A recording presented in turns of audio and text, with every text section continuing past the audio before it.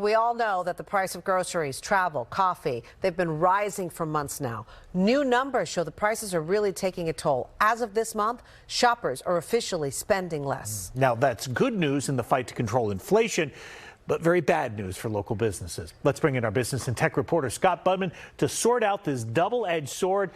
Scott, could there possibly be something good here? You know, let's be honest, Garvin, there is good news here, not a lot of it. Let's face it, inflation's still rising. Rising interest rates still making debt more expensive. As you said, we're spending less, and that's hurting some businesses. But this may be a sign that the government's plan to slow the economy and thereby stop inflation will eventually work. Restaurants like Euro Express rely on customers spending money to eat out. And there's no way to season this.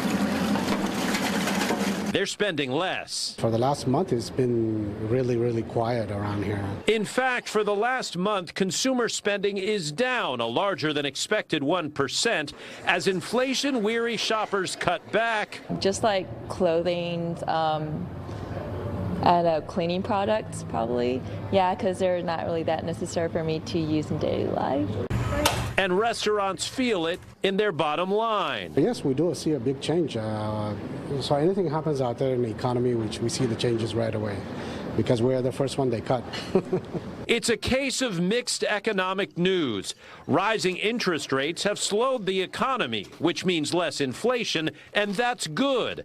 But a slowing economy means worried consumers and struggling retailers. The question is, how far is that going to go, and how far does it have to go so that the Fed can say, okay, we're getting inflation under control and don't have to make things any worse? Okay, so that's his question. My question is, when are things going to stop being so expensive? Right.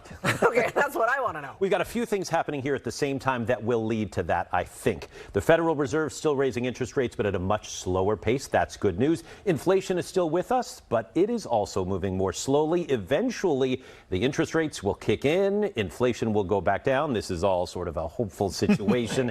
And then prices will come back down. We're in an economy where most people still have jobs. That's good news, which means as prices come back down and get below our wages instead of above our wages, we can then spend money on food, on clothing, on travel, vacations, and it won't cost us as much. And that's the goal, and that's been the goal for several months. And what's the timetable on something like that? It's hard to say, but prices are starting to come down. Now, the reason that the bad news of today is, hey, we're spending less and we're shopping less and that's hurting businesses is because the Federal Reserve is literally trying to slow the economy down.